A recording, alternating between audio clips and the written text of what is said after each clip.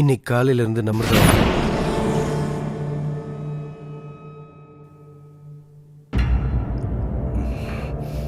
என்ன பண்ணலாம் சொல்லு. இந்த விஷயம் இந்த ஊர்ல இருக்கிற பெரிய மனுஷங்களுக்கு, நம்ம சொந்தக்காரங்களுக்கு எவனுக்கும் தெரிய வேண்டிய அவசியம் இல்லை. இதுவரைக்கும் நான் காப்பாத்தி வச்சிருந்த என்னோட கௌரவம் மொத்தமும்